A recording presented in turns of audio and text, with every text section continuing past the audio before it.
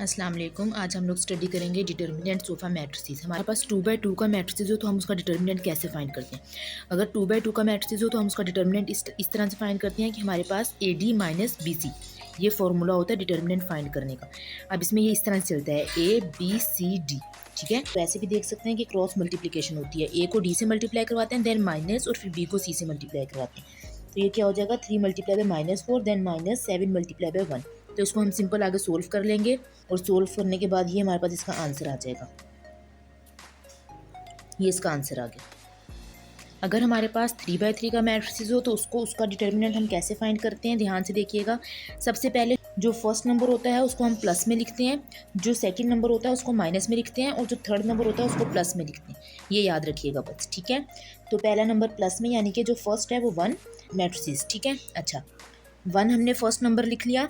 अब first raw और first column को इग्नोर करेंगे, इग्नोर करके ये वाला मैट्रिक्स हमारे पास बच गया, तो इसको हम लोग लिख लेंगे सिंपल।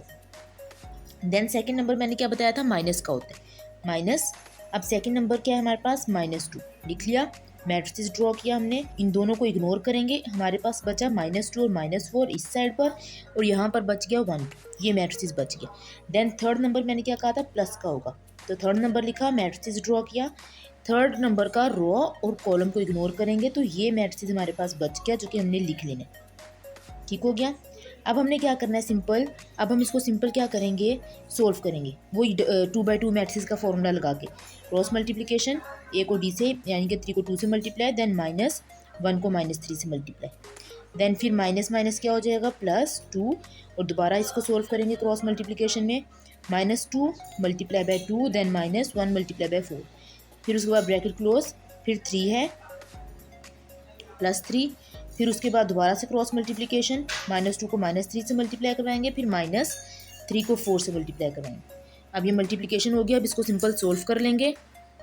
ये हमने इसको सिंपल सोल्व किया है, सोल्व करके हमने इसको एडिशन सब्ट्रैक्शन कर दिया, ये हमारे पास इसका आंसर आ जाएगा, ठीक है। ये हमने सिंपल डिटर्मिनेंट फाइंड करना सीखा है 2x2 और 3x3 मैट्रिक्स का। थैंक यू एंड अल्लाह हाफिज़।